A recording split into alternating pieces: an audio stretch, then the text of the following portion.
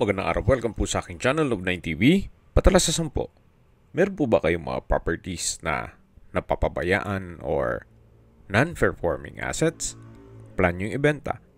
Pero wala kayong oras pagbenta nito. Kung ito'y pagkakatiwala nyo po sa amin, tawag lang po kayo sa aking numero. Usap po tayo.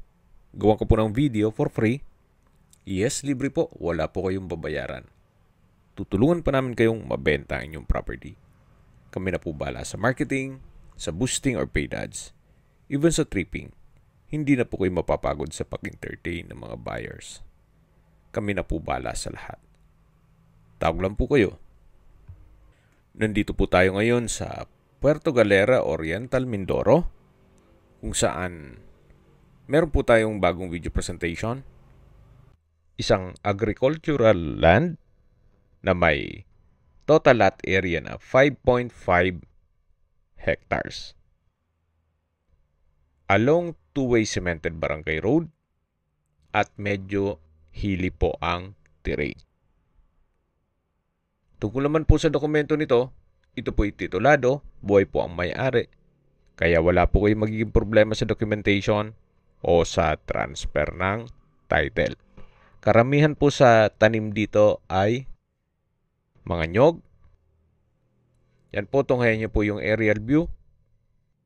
Kung hanap nyo isang napakatahimik na lugar at malayo sa syudad, walang ganong kapitbahay, ito na po yung hinahanap nyo.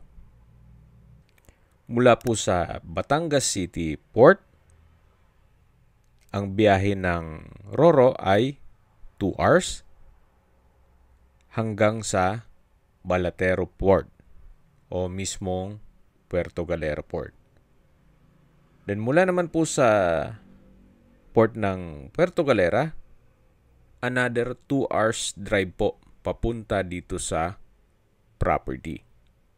Although bundok na po ito, pero accessible po ng 4 wheels.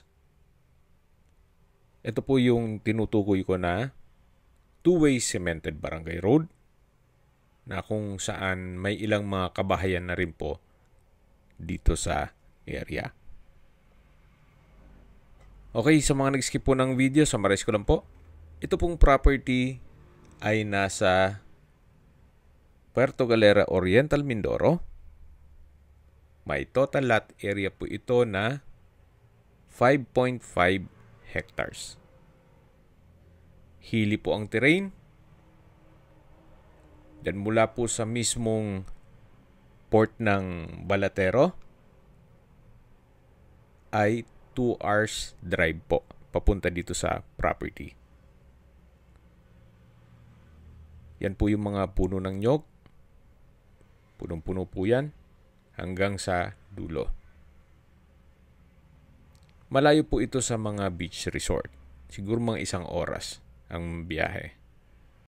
At tungkol naman po sa dokumento nito, ito po'y titulado at buhay po ang may-ari. Kaya wala po kayong maging problema sa documentation o sa transfer ng title. Sa karatig lugar po ay may access na rin ng tubig at kuryente. So yan po yung terrain, pababa po yan. So parang virgin forest po siya. Halos wala na kayong madaanan gawa ng mataas yung damo. Then may mga puno ng nyog at iba pang fruit-bearing trees. Sa presyo na po tayo. Binebenta po ito ni owner sa halagang 460 pesos per square meter. Kung may mga katanungan po kayo, tawag lang po kayo sa aking numero. At sa mga kababayan naman natin na sa ibang bansa, meron po akong Telegram. Sa mga iPhone user naman, may iMessage. Meron din pong Imo, Skype, Viber at WhatsApp. Same number lang po, 0917-316-3399. Sa mga nagtatanong naman po ng aming Facebook, meron po aming Facebook page na Nov9TV at Facebook Real Video. Meron din pong TikTok at Instagram. May ibang YouTube channel po kami na The Nov9TV channel, Nov9TV Listings, Nov9TV On The Spot, at Nov9 TV Updates. Sana po naibigyan yung ang video presentation. Paki-like and subscribe na lang po sa aking channel para ma-update din po kayo sa aking future listings. Kung sakali po hanap nyo yung mas malaking sukat na lupa, mayroon din po kami ibang listings na pwede nyong pagpilian.